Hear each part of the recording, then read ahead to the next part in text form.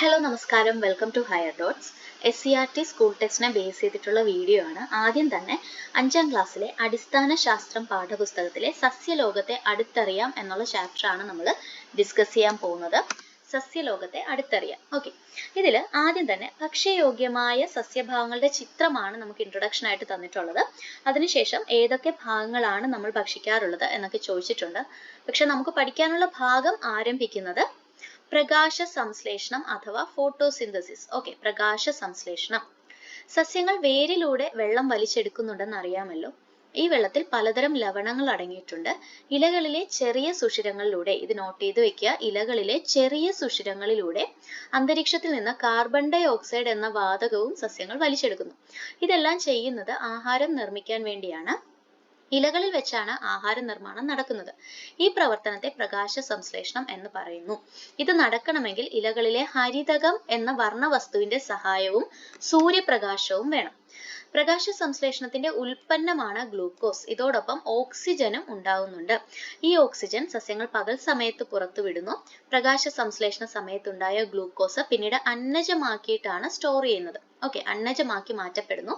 സ്വന്തമായി ആഹാരം നിർമ്മിക്കുന്നത് കൊണ്ട് സസ്യങ്ങൾ സ്വപോഷികൾ എന്നാണ് അറിയപ്പെടുന്നത്. അപ്പോൾ ഇലകളിലെ ചെറിയ സുഷിരങ്ങളിലൂടെ അന്തരീക്ഷത്തിൽ നിന്ന് കാർബൺ ഡൈ ഓക്സൈഡ് എന്ന വാതകം സസ്യങ്ങൾ വലിച്ചെടുക്കുന്നു. എന്നിട്ട് ഇലകളിൽ വെച്ചിട്ട് ഹരിതകം എന്ന വർണ്ണവസ്തുവിന്റെ സഹായത്തോടെയും അതുപോലെ തന്നെ സൂര്യപ്രകാശത്തിന്റെ സഹായത്തോടെയും സസ്യങ്ങൾ ആഹാരം നിർമ്മിക്കുന്ന പ്രക്രിയയാണ് നമ്മൾ പ്രകാശ സംശ്ലേഷണം എന്ന് പറയുന്നത്. ഇതിന്റെ ഉൽപ്പന്നമാണ് ഗ്ലൂക്കോസ്. അതോടൊപ്പം തന്നെ ഓക്സിജനും ഇതിന്റെ ഉൽപ്പന്നമാണ്. ഈ ഓക്സിജൻ സസ്യങ്ങൾ പകൽ സമയത്താണ് പുറത്തുവിടുന്നത്. ഓക്കെ, അപ്പൊ രാത്രി സമയത്ത് സസ്യങ്ങൾ എല്ലാ ജീവജാലങ്ങളെയും പോലെ കാർബൺ ഡൈ ഓക്സൈഡ് ആണ് പുറത്തുവിടുന്നത്. എന്നാൽ പകൽ സമയത്ത് പ്രകാശ സംശ്ലേഷണത്തിന് അതിന്റെ ഫലമായിട്ടുണ്ടാകുന്ന ഓക്സിജനെയാണ് സസ്യങ്ങൾ പുറത്തേക്ക് വിടുന്നത്. പ്രകാശ സംശ്ലേഷണ സമയത്തുണ്ടായ ഗ്ലൂക്കോസിനെ അന്നജമാക്കിയിട്ടാണ് മാറ്റി സ്റ്റോർ ചെയ്യാറുള്ളത്. അതുപോലെ സ്വന്തമായി ആഹാരം നിർമ്മിക്കുന്നത് കൊണ്ട് സസ്യങ്ങൾ സ്വപോഷികൾ എന്നറിയപ്പെടുന്നു. അടുത്തത് താഴെ കൊടുത്തിരിക്കുന്ന കോളങ്ങൾ പൂർത്തിയാക്കാനാണ് പറഞ്ഞിരിക്കുന്നത്. കാർബൺ ഡൈ ഓക്സൈഡും ജലവും ഇവ രണ്ടും ഉപയോഗിച്ച് സൂര്യപ്രകാശത്തിന്റെയും ഹരിതകത്തിന്റെയും സഹായത്തോടെ ഉണ്ടാകുന്ന പ്രോഡക്ട്സ് ഏതൊക്കെയാണ്? അതായത് പ്രകാശ സംശ്ലേഷണത്തിന്റെ പ്രോഡക്ട്സ് അല്ലെങ്കിൽ ഉൽപ്പന്നങ്ങളാണ് ചോദിച്ചിരിക്കുന്നത്. നമുക്കറിയാം ഗ്ലൂക്കോസും ഓക്സിജനുമാണ്. ഇനി അടുത്തത് നമ്മൾ നേരത്തെ പറഞ്ഞായിരുന്നു, ആസ്യരന്ധ്രം അല്ലെങ്കിൽ ഇലകളിലുള്ള സുഷിരങ്ങളിലൂടെയാണ് കാർബൺ ഡൈ ഓക്സൈഡിനെ സ്വീകരിക്കുന്നതെന്നല്ലേ പറഞ്ഞത്. അപ്പോൾ ആ സുഷിരങ്ങളെയാണ് നമ്മൾ ആസ്യരന്ധ്രം എന്ന് പറയുന്നത്. അതിന്റെ ഫിഗർ ആണ് ഈ സൈഡിൽ കാണിച്ചിട്ടുള്ളത്. ഇനി ആസ്യരന്ധ്രം അല്ലെങ്കിൽ സ്റ്റൊമാറ്റ എന്താന്ന് പറഞ്ഞിട്ടുണ്ട്. സസ്യങ്ങൾ ആഹാരം നിർമ്മിക്കുമ്പോൾ കാർബൺ ഡൈ ഓക്സൈഡ് സ്വീകരിക്കുകയും ഓക്സിജൻ പുറത്തുവിടുകയും ചെയ്യുന്നുണ്ട്. ഈ വാതക വിനിമയം നടക്കുന്നത് ഇലകളിലുള്ള ചെറിയ ചില സുഷിരങ്ങളിലൂടെയാണ്. നമ്മൾ നേരത്തെ പറഞ്ഞായിരുന്നു, ഈ സുഷിരങ്ങളാണ് ആസ്യരന്ധ്രങ്ങൾ. സസ്യങ്ങളിൽ നിന്ന് ജലബാഷ്പം അന്തരീക്ഷത്തിലേക്ക് പോകുന്നതും ഈ സുഷിരങ്ങളിലൂടെയാണ്. അപ്പോൾ വാതക വിനിമയവും അതോടൊപ്പം തന്നെ ജലബാഷ്പം അന്തരീക്ഷത്തിലേക്ക് പോകുന്നതും ഈ സുഷിരങ്ങളിലൂടെയാണ്. ഇനി അടുത്തതാണ് ഹരിതകം അല്ലെങ്കിൽ ക്ലോറോഫിൽ. ഓക്കെ, സസ്യങ്ങളിൽ കാണുന്ന പച്ച നിറമുള്ള വർണ്ണകമാണ് ഹരിതകം എന്ന് പറയുന്നത്. ആഹാര നിർമ്മാണത്തിന് ആവശ്യമായ സൂര്യപ്രകാശത്തെ ആഗിരണം ചെയ്യുന്നത് ഹരിതകമാണ്. ഹരിതകം കൂടുതലുള്ളത് ഏത് ഭാഗത്തായിരിക്കും? ഇലകളിലായിരിക്കും. ഓക്കെ, സസ്യങ്ങളിലെ ഇലകളിലായിരിക്കും ഹരിതകം കൂടുതലുള്ളത്. ഇനി ചുവന്ന ചീരയിൽ ഹരിതകം ഉണ്ടോ എന്ന് ചോദിച്ചിട്ടുണ്ട്. തീർച്ചയായിട്ടും ചുവന്ന ചീരയിൽ ഹരിതകമുണ്ട്. കാരണം അവിടെയും പ്രകാശ സംശ്ലേഷണം നടക്കുന്നുണ്ട്. അടുത്തത് എന്തുകൊണ്ടാണ് ഇങ്ങനെ നിറവ്യത്യാസം ഉണ്ടാകുന്നത് എന്നുള്ളതിന്റെ എക്സ്പ്ലനേഷൻ ആണ് പല നിറങ്ങൾ. ഓക്കെ, ചിത്രം നോക്കൂ. ഹരിതകമല്ലാത്ത വർണ്ണവസ്തുക്കളും അല്ലെങ്കിൽ വർണ്ണകങ്ങളും സസ്യങ്ങളിലുണ്ട്. ഇതുകൊണ്ടാണ് സാന്തോഫിൽ എന്ന വർണ്ണകമുള്ള ഇലകൾ മഞ്ഞ നിറത്തിലും, ഓക്കെ, അപ്പൊ സാന്തോഫിൽ ആണ് വർണ്ണകം എന്നുണ്ടെങ്കിൽ ഇലകൾ മഞ്ഞ നിറത്തിലാണ് കാണപ്പെടുന്നത്. അതുപോലെ കരോട്ടിൻ ആണ് വർണ്ണകം എന്നുണ്ടെങ്കിൽ ഇലകൾ ഓറഞ്ചും മഞ്ഞയും കലർന്ന നിറത്തിലും, അതുപോലെ ആന്തോസയാനിൻ എന്ന വർണ്ണകമുള്ള ഇലകൾ ചുവപ്പ് നിറത്തിലുമാണ് കാണുന്നത്. ഓക്കെ, അപ്പൊ സാന്തോഫിൽ ആണെങ്കിൽ ഇലകൾ മഞ്ഞ നിറത്തിലും, കരോട്ടിൻ ആണെങ്കിൽ ഓറഞ്ചും മഞ്ഞയും കലർന്ന നിറത്തിലും, ആന്തോസയാനിൻ ആണ് വർണ്ണകമെങ്കിൽ അത് ചുവന്ന നിറത്തിലുമാണ് കാണുന്നത്. ഇനി ഇലകളിൽ മാത്രമാണോ വർണ്ണകങ്ങൾ ഉള്ളത്? ചെമ്പരത്തിപ്പൂവ് ചുവന്നിരിക്കാനും സൂര്യകാന്തിപ്പൂവ് മഞ്ഞയാകാനുമുള്ള കാരണം, അതായത് ഇലകൾക്കും തണ്ടുകൾക്കും പൂക്കൾക്കും പഴങ്ങൾക്കും നിറം നൽകുന്നത് വർണ്ണകങ്ങളാണ്. അടുത്തത് പ്രകാശ സംശ്ലേഷണവും ശ്വസനവും. ഇവ തമ്മിലുള്ള വ്യത്യാസമാണ് ഈ ഒരു ഫിഗറിലൂടെ നമുക്ക് കാണിച്ചിട്ടുള്ളത്. ആദ്യം പ്രകാശ സംശ്ലേഷണം. പ്രകാശ സംശ്ലേഷണ സമയത്ത് അന്തരീക്ഷത്തിൽ നിന്ന് കാർബൺ ഡൈ ഓക്സൈഡിനെ സസ്യങ്ങൾ സ്വീകരിക്കുകയും ഓക്സിജനെ തിരിച്ച് അന്തരീക്ഷത്തിലേക്ക് വിടുകയുമാണ് ചെയ്യുന്നത്. എന്നാൽ ശ്വസനമാണ് എന്നുണ്ടെങ്കിൽ അവിടെ അന്തരീക്ഷത്തിൽ നിന്ന് ഓക്സിജനെ സ്വീകരിക്കുകയും കാർബൺ ഡൈ ഓക്സൈഡിനെ തിരിച്ച് അന്തരീക്ഷത്തിലേക്ക് വിടുകയുമാണ് ചെയ്യുന്നത്. നമ്മൾ നേരത്തെ പറഞ്ഞിട്ടുണ്ടായിരുന്നു. ഇനി സസ്യങ്ങൾ എപ്പോഴും ഓക്സിജൻ മാത്രമാണോ പുറത്തുവിടുന്നത്? അല്ല. ശ്വസന സമയത്ത് സസ്യങ്ങൾ മറ്റു ജീവജാലങ്ങളെ പോലെ തന്നെ കാർബൺ ഡൈ ഓക്സൈഡിനെയാണ് പുറത്തുവിടുന്നത്. എന്നാൽ പ്രകാശ സംശ്ലേഷണ സമയത്താണ് ഓക്സിജനെ പുറത്തുവിടുന്നത്. പ്രകാശ സംശ്ലേഷണം രാത്രിയിൽ സാധ്യമാണോ? എന്തുകൊണ്ട്? നമുക്കറിയാം, സൂര്യപ്രകാശത്തിന്റെ സഹായത്തോടെ, നമ്മൾ പ്രകാശ സംശ്ലേഷണം പഠിച്ച സമയത്ത് അതിന്റെ ഡെഫിനിഷനിൽ സൂര്യപ്രകാശവും ജലവും അല്ലെ, അതില് അവയുടെ സഹായത്തോടെ ഹരിതകത്തിൽ വെച്ചിട്ടാണെന്നൊക്കെ നമ്മൾ പറഞ്ഞിട്ടുണ്ടായിരുന്നു. അപ്പം രാത്രിയിൽ സാധ്യമാകാത്തതിന്റെ കാരണം സൂര്യപ്രകാശമില്ല. ഇനി രാത്രിയും പകലും സസ്യങ്ങൾ ഉൾപ്പെടെ എല്ലാ ജീവികളിലും നടക്കുന്ന പ്രവർത്തനമാണ് ശ്വസനം.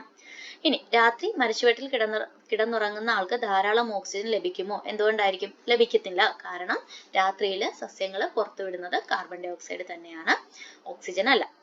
അടുത്തത്, ഹരിത സസ്യങ്ങൾ പകൽ സമയത്ത് പ്രകാശ സംശ്ലേഷണം നടത്തുമ്പോൾ കാർബൺ ഡൈ ഓക്സൈഡ് സ്വീകരിക്കുകയും ഓക്സിജൻ പുറത്തുവിടുകയും ചെയ്യുന്നു. രാത്രിയിൽ പ്രകാശ സംശ്ലേഷണം നടക്കാത്തതിനാൽ ഓക്സിജൻ പുറത്തുവിടുന്നില്ല. സസ്യങ്ങൾ ഉൾപ്പെടെ എല്ലാ ജീവികളും പകലും രാത്രിയും ശ്വസിക്കുന്നു. അപ്പോൾ ഓക്സിജൻ സ്വീകരിക്കുകയും, അപ്പൊ ശ്വസനമാണെങ്കിൽ ഓക്സിജൻ സ്വീകരിക്കുകയും കാർബൺ ഡൈ ഓക്സൈഡ് പുറത്തുവിടുകയും ചെയ്യുന്നു. അടുത്തത് നമുക്ക് പഠിക്കാനുള്ളത് താമസിക്കാനൊരിടം. ഓക്കെ, ഇതിൽ ആദ്യം തന്നെ ഒരു ഫിഗർ ആണ് തന്നിട്ടുള്ളത്. വിവിധ തരം ഓർക്കിഡുകളുടെ ഒരു ചിത്രമാണ് നമുക്ക് തന്നിട്ടുള്ളത്. അതിനുശേഷം നമ്മുടെ പ്രദേശത്ത് സാധാരണ കണ്ടുവരുന്ന ഒരു ഓർക്കിഡാണ് മരവാഴ. ഓക്കെ, മരവാഴ, അതിന്റെ ഫിഗർ ആണ് ഈ സൈഡിൽ തന്നിട്ടുള്ളത്. ചിത്രം നോക്കൂ, അതിന്റെ തടിച്ച വേരുകൾ ശ്രദ്ധിക്കൂ. ഓക്കെ, ആ വേരുകൾക്ക് ചില പ്രത്യേകതകളുണ്ട്. അന്തരീക്ഷത്തിൽ നിന്ന് ഈർപ്പം വലിച്ചെടുക്കാൻ ഈ വേരുകൾക്ക് സാധിക്കും. അതുകൊണ്ടാണ് മണ്ണില്ലെങ്കിലും ഇവയ്ക്ക് വളരാൻ കഴിയുന്നത്. വാസസ്ഥലത്തിനായി മാത്രമാണ് ഇവ മറ്റ് സസ്യങ്ങളെ ആശ്രയിക്കുന്നത്. ഇത്തരം സസ്യങ്ങളാണ് എപ്പിഫൈറ്റുകൾ. അപ്പോൾ എപ്പിഫൈറ്റുകൾ എന്ന് പറഞ്ഞാൽ വാസസ്ഥലത്തിന് വേണ്ടി മാത്രം മറ്റു സസ്യങ്ങളെ ആശ്രയിക്കുന്ന സസ്യങ്ങളെയാണ് നമ്മൾ എപ്പിഫൈറ്റുകൾ എന്ന് പറയുന്നത്. ഉദാഹരണമാണ് മരവാഴ. പിന്നെ അടുത്തതാണ് വരുന്നത് പരാദ സസ്യങ്ങൾ അഥവാ പാരസൈറ്റിക് പ്ലാന്റ്സ്. മാവിലും മറ്റും പടർന്നു വളരുന്ന ഇത്തിൽ കണ്ണി കണ്ടിട്ടില്ലേ? ഇത്തിൽ കണ്ണി മാവിൽ വളരുന്നത് ഗുണകരമാണോ? അല്ല. ഇത്തിൽ കണ്ണികൾക്ക് ഇലകളും വേരുകളും ഉണ്ടെങ്കിലും ഇവ ആതിഥേയ സസ്യത്തിൽ നിന്ന് ജലവും ലവണവും വലിച്ചെടുത്തിട്ടാണ് ആഹാരം നിർമ്മിക്കുന്നത്. അതുകൊണ്ടാണ് ഇവ ആതിഥേയ സസ്യത്തിന് ദോഷകരമാണ്. ഇത്തിൽ കണ്ണി ഒരു പരാദ സസ്യമാണ്. ഇവയ്ക്ക് ഇലകളും വേരുകളും ഉണ്ടെങ്കിലും ആതിഥേയ സസ്യത്തിൽ നിന്ന് ജലവും ലവണവും വലിച്ചെടുത്തിട്ടാണ് ഇവ ആഹാരം നിർമ്മിക്കുന്നത്. ചെടിയിൽ പടർന്നു കിടക്കുന്ന മഞ്ഞ കലർന്ന ഇളം പച്ച നിറമുള്ള വള്ളിയാണ് മൂടില്ലാത്താളി. അപ്പൊ നമ്മൾ ആദ്യം പറഞ്ഞത് ഇത്തിൽക്കണ്ണിയാണ്, രണ്ടാമത് മൂടില്ലാത്താളി. ഈ വള്ളി അത് വസിക്കുന്ന സസ്യത്തിന് എന്തെങ്കിലും ദോഷം വരുത്തുമോ? തീർച്ചയായിട്ടും ദോഷം വരുത്തുന്നുണ്ട്. അതായത് ചില സസ്യങ്ങൾ അവ വസിക്കുന്ന സസ്യത്തിൽ നിന്ന് ആഹാരം വലിച്ചെടുക്കുന്നു. ഇവ സ്വന്തമായി ആഹാരം നിർമ്മിക്കുന്നില്ല. ലോകത്തിലെ ഏറ്റവും വലിയ പുഷ്പമായ റഫ്ലേഷ്യയും ഈ വിഭാഗത്തിൽ പെടുന്നു. ഇനി ആതിഥേയ സസ്യങ്ങളിൽ നിന്ന് ജലവും ലവണവും വലിച്ചെടുത്ത് ഇലകളുടെ സഹായത്തോടെ സ്വന്തമായി ആഹാരം നിർമ്മിക്കുന്ന സസ്യങ്ങളാണ് അർദ്ധപരാദ സസ്യങ്ങൾ. ഉദാഹരണം ഇത്തിൽക്കണ്ണി. എന്നാൽ ആതിഥേയ സസ്യങ്ങൾ നിർമ്മിച്ച ആഹാരം നേരിട്ട് വലിച്ചെടുക്കുന്ന സസ്യങ്ങളെയാണ് പൂർണ്ണപരാദങ്ങൾ എന്ന് പറയുന്നത്. ഉദാഹരണം മൂടില്ലാത്താളിയാണ്, അതുപോലെ തന്നെ റഫ്ലേഷ്യയും. ഇനി അർദ്ധപരാദങ്ങളും പൂർണ്ണപരാദങ്ങളും ആതിഥേയ സസ്യത്തിന് ദോഷം ചെയ്യുന്നവയാണ്. ഇനി അതുപോലെ തന്നെയാണ് ജീർണാവശിഷ്ടങ്ങളിൽ നിന്ന്. ഈ ചിത്രത്തിലെ സസ്യങ്ങളെ നോക്കൂ. ഇവ ജീർണാവശിഷ്ടങ്ങളിൽ നിന്ന് പോഷക ഘടകങ്ങൾ ആഗിരണം ചെയ്താണ് വളരുന്നത്. ഇത്തരം സസ്യങ്ങളെ ശവോപജീവികൾ അഥവാ സാപ്രോഫൈറ്റ്സ് എന്നാണ് പറയുന്നത്. അതായത് ജീർണാവശിഷ്ടങ്ങളിൽ നിന്ന് പോഷക ഘടകങ്ങൾ ആഗിരണം ചെയ്ത് വളരുന്ന സസ്യങ്ങളെയാണ് ശവോപജീവികൾ അല്ലെങ്കിൽ സാപ്രോഫൈറ്റ്സ് എന്ന് പറയുന്നത്. പൂപ്പലുകൾ നിങ്ങൾക്ക് സുപരിചിതമാണല്ലോ. പൂപ്പലുകൾ വളരുന്നത് എവിടെയാണെന്ന് ചോദിച്ചിട്ടുണ്ട്. അതായത് ഒരു കഷ്ണം റൊട്ടി നനച്ചു വെക്കൂ. 2 ദിവസത്തിന് ശേഷം ഒരു ഹാൻഡ് ലെൻസ് ഉപയോഗിച്ച് നിരീക്ഷിക്കും. നിങ്ങൾ നിരീക്ഷിച്ചത് ശാസ്ത്ര പുസ്തകത്തിൽ വരയ്ക്കുക. റൊട്ടിയിലും അച്ചാറിലും, ഇവിടെ തൊട്ടാണ് നമുക്ക് നോക്കാനുള്ളത്, റൊട്ടിയിലും അച്ചാറിലും ഒക്കെ വളരുന്ന പൂപ്പലുകളെല്ലാം ശവോപജീവികളാണ്. അതിന്റെ കൂടെ ഒരു പോയിന്റ് കൂടെ ഓർത്ത് വയ്ക്കുക, പൂപ്പലുകൾ സസ്യവിഭാഗത്തിൽ പെടുന്നവയല്ല. ഓക്കെ അല്ലേ? ശരി. ഇനി അടുത്തത് താങ്ങു കൊടുക്കുക, പന്തലിടാം. ഇതിൽ നമുക്ക് പഠിക്കാനുള്ളതാണ് ആരോഹികൾ അല്ലെങ്കിൽ ക്ലൈംബേഴ്സ്. മറ്റു ചെടികളിൽ പടർന്നു കയറുന്ന ദുർബലകാണ്ഡ സസ്യങ്ങളാണ് ആരോഹികൾ. താങ്ങുകളിൽ ചുറ്റിപ്പിടിക്കുന്നതിനായി ഇവയിൽ കാണപ്പെടുന്ന സ്പ്രിങ് പോലെയുള്ള ഭാഗങ്ങളാണ് പ്രധാനങ്ങൾ അല്ലെങ്കിൽ ടെൻഡ്രിൽസ്. ചില സസ്യങ്ങൾ പറ്റുവേരുകൾ ഉപയോഗിച്ചാണ് മറ്റു ചെടികളിൽ പിടിച്ചു കയറുന്നത്. കുരുമുളക്, പാവൽ, പടവലം എന്നിവയെല്ലാം ആരോഹികളാണ്. ഇതിൽ ടെൻഡ്രിൽസ് അല്ലെങ്കിൽ പ്രധാനങ്ങളുടെ ഫിഗർ ആണ് ഈ കാണിച്ചിരിക്കുന്നത്. കണ്ടോ, സ്പ്രിങ് പോലുള്ള ഈ സ്ട്രക്ചറിനെയാണ് പ്രധാനങ്ങൾ അല്ലെങ്കിൽ ടെൻഡ്രിൽസ് എന്ന് പറയുന്നത്. അടുത്തതാണ് ഇഴവള്ളികൾ അല്ലെങ്കിൽ ക്രീപ്പേഴ്സ്. നിലത്ത് പടർന്നു വളരുന്ന ദുർബലകാന്ഡ സസ്യങ്ങൾ. നേരത്തെ പറ്റിപ്പിടിച്ച് മറ്റ് ചെടികളിൽ പടർന്നു കയറുന്ന ദുർബലകാന്ഡ സസ്യങ്ങളാണ് ആരോഹികൾ. എന്നാൽ നിലത്ത് പടർന്നു വളരുന്ന ദുർബലകാന്ഡ സസ്യങ്ങളാണ് ഇഴവള്ളികൾ എന്ന് പറയുന്നത്. മധുരക്കിഴങ്ങ്, കൊടങ്ങൾ, സ്ട്രോബെറി എന്നിവ ഇഴവള്ളികളാണ്. ഇവയിൽ പ്രധാനങ്ങളോ പറ്റുവേരുകളോ കാണപ്പെടുന്നില്ല. അടുത്ത ഭാഗമാണ് വേരിലെ വൈവിധ്യം. ഇവിടെ രണ്ട് ചിത്രങ്ങൾ നമുക്ക് തന്നിട്ടുണ്ട്. ഒന്ന് പേരാലിന്റെയും മറ്റേത് ആറ്റുകൈതയുടെയും. നമുക്ക് പഠിക്കാനുള്ള ഭാഗമാണ് താങ്ങുവേരുകളും പൊയ്ക്കാൽ വേരുകളും, prop roots and stilt roots. Okay, ജലവും ലവണങ്ങളും വലിച്ചെടുക്കാൻ മാത്രമല്ല ചെടികളെ താങ്ങി നിർത്താനും വേരുകൾ പ്രയോജനപ്പെടുന്നു. മണ്ണിന് മുകളിൽ കാണപ്പെടുന്ന ഇത്തരം വേരുകളാണ് താങ്ങുവേരുകളും പൊയ്ക്കാൽ വേരുകളും. ഓക്കെ, അപ്പൊ താങ്ങുവേരുകളും പൊയ്ക്കാൽ വേരുകളും അതായത് അതിന്റെ ഉപയോഗം എന്താന്ന് വെച്ചാൽ ചെടികളെ താങ്ങി നിർത്തുക എന്നുള്ളതാണ്. പേരാലിൽ കാണുന്നത് താങ്ങുവേരുകളാണ്. ഇവ മുകളിലെ ശിഖരങ്ങളിൽ നിന്ന് താഴേക്ക് വളരുന്നു. ഓക്കെ, ഈ ചിത്രത്തിൽ വ്യക്തമായിട്ട് നമുക്ക് കാണാം. മുകളിലെ ശിഖരങ്ങളിൽ നിന്ന് താഴേക്ക് വളരുന്നവയാണ് നമ്മൾ താങ്ങുവേരുകൾ എന്ന് പറയുന്നത്.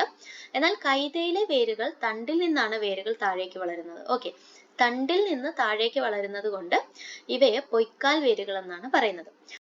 ഇനി അടുത്തതാണ് കണ്ടൽ ചെടി അഥവാ മാംഗ്രോവ്സ്. ചതുപ്പ് നിലങ്ങളിൽ വളരുന്ന പ്രത്യേക സസ്യങ്ങളാണ് കണ്ടൽ ചെടികൾ. ഇവയുടെ വേരിന്റെ അറ്റം അന്തരീക്ഷത്തിലേക്ക് വളർന്നു നിൽക്കുന്നു. ഓക്കെ, ഫിഗറിൽ വ്യക്തമായിട്ട് കാണിച്ചിട്ടുണ്ട്. അന്തരീക്ഷത്തിലേക്കാണ് ഇവയുടെ വേരുകൾ വളർന്നു നിൽക്കുന്നത്. വാതക വിനിമയത്തിന് സഹായിക്കുന്ന ഇത്തരം വേരുകൾക്ക് ശ്വസന വേരുകൾ എന്ന് പറയുന്നു. അപ്പോൾ സസ്യങ്ങളെ താങ്ങി നിർത്തുന്ന വേരുകൾ രണ്ട് ടൈപ്പ് ഉണ്ട്, താങ്ങുവേരുകളും പൊയ്ക്കാൽ വേരുകളും. താങ്ങുവേരുകൾ എന്ന് പറഞ്ഞാൽ മുകളിലെ ശിഖരങ്ങളിൽ നിന്ന് താഴേക്ക് വളരുന്നവയും, പൊയ്ക്കാൽ വേരുകൾ എന്ന് പറഞ്ഞാൽ തണ്ടിൽ നിന്ന് താഴേക്ക് വളരുന്നവയും. ഇനി വാതക വിനിമയത്തിന് സഹായിക്കുന്ന വേരുകളെയാണ് ശ്വസന വേരുകൾ എന്ന് പറയുന്നത്. ഉദാഹരണം കണ്ടൽ ചെടി. ഓക്കെ, ഇനി അടുത്താണ് ആഹാരം സംഭരിക്കാൻ. വേരുകൾ തീർന്നിട്ടില്ല, ആഹാരം സംഭരിക്കുന്ന വേരുകളും ഉണ്ട്. വേരിലാണ് മരച്ചീനി ആഹാരം സംഭരിച്ചു വെക്കുന്നത്. ഇങ്ങനെ ആഹാരം സംഭരിച്ചു വെക്കുന്ന വേരുകളാണ് സംഭരണ വേരുകൾ. അപ്പൊ നമ്മൾ താങ്ങുവേരുകൾ, പൊയ്ക്കാൽ വേരുകൾ, അതുപോലെ ശ്വസന വേരുകൾ, ഇപ്പൊ പറഞ്ഞത് സംഭരണ വേരുകൾ. ഓക്കെ, അഥവാ സ്റ്റോറേജ് റൂട്ട്സ് എന്നാണ് പറയുന്നത്.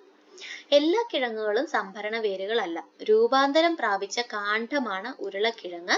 മണ്ണിനടിയിൽ കാണുന്ന ഇത്തരം കാണ്ഡങ്ങളാണ് ഭൂകാണ്ഡങ്ങൾ. അപ്പോൾ മരച്ചീനി സംഭരണ വേരാണ്, എന്നാൽ ഉരുളക്കിഴങ്ങ് ഭൂകാണ്ഡങ്ങൾ എന്നാണ് പറയുന്നത്. അതായത് രൂപാന്തരം പ്രാപിച്ച കാണ്ഡമാണ് ഉരുളക്കിഴങ്ങ്. ഓക്കെ, അണ്ടർഗ്രൗണ്ട് സ്റ്റെംസ് എന്നാണ് ഇതിനെ പറയുന്നത്. അപ്പോൾ ഇത്രയുമാണ് ഈ ചാപ്റ്ററിൽ നമുക്ക് പ്രധാനപ്പെട്ട പഠിക്കാനുള്ള ഭാഗങ്ങൾ. അടുത്തത് സസ്യലോകത്തെ വൈവിധ്യം, അതുപോലെ തന്നെ മരം എന്തെല്ലാം നൽകുന്നു എന്ന് പറഞ്ഞിട്ട് രണ്ട് ടോപ്പിക് ഉണ്ട്. അവിടെ നമുക്ക് പഠിക്കാൻ വേണ്ടിയിട്ടുള്ള കാര്യങ്ങളൊന്നും ഇല്ല.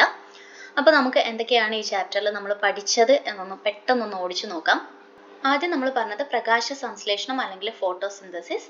ഇതിൽ പ്രകാശ സംശ്ലേഷണത്തിന്റെ പ്രോഡക്ട്സ് ആണ് ഗ്ലൂക്കോസും ഓക്സിജനും എന്ന് നമ്മൾ പറഞ്ഞായിരുന്നു. വാതക വിനിമയം ഇലകളിലൂടെയാണ് നടക്കുന്നത്. അതുപോലെ തന്നെ ജലബാഷ്പവും അന്തരീക്ഷത്തിലേക്ക് പോകുന്നത് ഇലകളിലൂടെയാണ്. ഇതിന് സഹായിക്കുന്ന സുഷിരങ്ങളെയാണ് നമ്മൾ ആസ്യരന്ധ്രം അല്ലെങ്കിൽ സ്റ്റൊമാറ്റ എന്ന് പറയുന്നത്. പിന്നീട് ഹരിതകം, അതായത് വർണ്ണകമാണ്, പച്ച നിറം നൽകുന്ന വർണ്ണകമാണ് ഹരിതകം. അതുപോലെ സാന്തോഫിൽ ആണെങ്കിൽ മഞ്ഞ നിറവും, കരോട്ടിൻ ആണെങ്കിൽ ഓറഞ്ചും മഞ്ഞയും കലർന്ന നിറവും, ആന്തോസയനിൻ ആണെങ്കിൽ ചുവപ്പ് നിറവുമാണ്. അതുപോലെ തന്നെ ഇലകൾക്കും തണ്ടുകൾക്കും പൂക്കൾക്കും ഒക്കെ പഴങ്ങൾക്കും ഒക്കെ നിറം നൽകുന്നത് വർണ്ണകങ്ങളാണ്. പിന്നെ അതിനുശേഷം ആ ഒരു സൈക്കിളാണ് കാണിച്ചിരിക്കുന്നത്, പ്രകാശ സംശ്ലേഷണവും ശ്വസനവുമായിട്ടുള്ളത്. പിന്നെ അതിനെക്കുറിച്ച് നമ്മൾ ഡീറ്റെയിൽ ആയിട്ട് പറഞ്ഞായിരുന്നു. പിന്നെ നമ്മൾ പറഞ്ഞത് പലതരത്തിലുള്ള സസ്യങ്ങളുണ്ട്. വാസസ്ഥലത്തിന് വേണ്ടി മാത്രം മറ്റു സസ്യങ്ങളെ ആശ്രയിക്കുന്നവയെ എപ്പിഫൈറ്റുകൾ എന്നും, അതുപോലെ പരാത സസ്യങ്ങൾ തന്നെ അർദ്ധപരാതവും ഉണ്ട്, പൂർണ്ണപരാതവും ഉണ്ട്. അർദ്ധപരാതങ്ങൾക്ക് ഉദാഹരണമാണ് ഇത്തിൽക്കണ്ണി, പൂർണ്ണപരാതങ്ങൾക്ക് ഉദാഹരണമാണ് മൂടില്ലാത്താളി, അതുപോലെ റഫ്ലേഷ്യ. പിന്നെ പറഞ്ഞത് ജീർണാവശിഷ്ടങ്ങളിൽ ജീവിക്കുന്ന, അതായത് സാപ്രോഫൈറ്റ്സിനെ കുറിച്ച് നമ്മൾ പറഞ്ഞു. പൂപ്പല് സാപ്രോഫൈറ്റ് ആണ്. പിന്നീട് വരുന്നത് കൂണുകളും സാപ്രോഫൈറ്റ് ആണ്. എനിക്ക് തോന്നുന്നു നമ്മൾ ആ പറഞ്ഞ സമയത്ത് നമ്മൾ ഇതിനെക്കുറിച്ച് പറഞ്ഞില്ല. കൂണുകളും ഈ പറഞ്ഞ പോലെ സാപ്രോഫൈറ്റുകളാണ്. പിന്നെ നമ്മൾ പറഞ്ഞത് ആരോഹികളെ കുറിച്ച് പറഞ്ഞായിരുന്നു, അതായത് ക്ലൈംബേഴ്സ് അല്ലെ, ദുർബലകാന്ഡ സസ്യങ്ങളാണ്. അതുപോലെ താങ്ങുകളിൽ ചുറ്റിപ്പിടിക്കുന്നതിനായിട്ട് ഇവയിൽ കാണുന്നതാണ് സ്പ്രിംഗ് പോലുള്ള ഭാഗങ്ങളെയാണ് നമ്മൾ പ്രധാനങ്ങൾ അല്ലെങ്കിൽ ടെൻഡ്രിൽസ് എന്ന് പറയുന്നത്. മറ്റു ചെടികളിൽ പടർന്നു കയറുന്നവയാണ് ആരോഹികൾ. പക്ഷെ നിലത്ത് പടർന്നു വളർന്നവയെ ഇഴവള്ളികൾ എന്ന് പറയും. പിന്നെ വേരില് താങ്ങുവേരുകളും പൊയ്ക്കാൽ വേരുകളും, അതുപോലെ കണ്ടൽ ചെടിയിലുള്ള ശ്വസന വേരുകളും, പിന്നെ ആഹാരം സംഭരിക്കുന്ന സംഭരണ വേരുകളെ കുറിച്ചും പറഞ്ഞു. പിന്നെ ഉരുളക്കിഴങ്ങ് ഒരു ഭൂകാണ്ഡമാണെന്ന് നമ്മൾ പറഞ്ഞായിരുന്നു. ഓക്കെ, അപ്പൊ ഇത്രയുമാണ് ഈ ചാപ്റ്ററിലുള്ളത്. Thank you so much.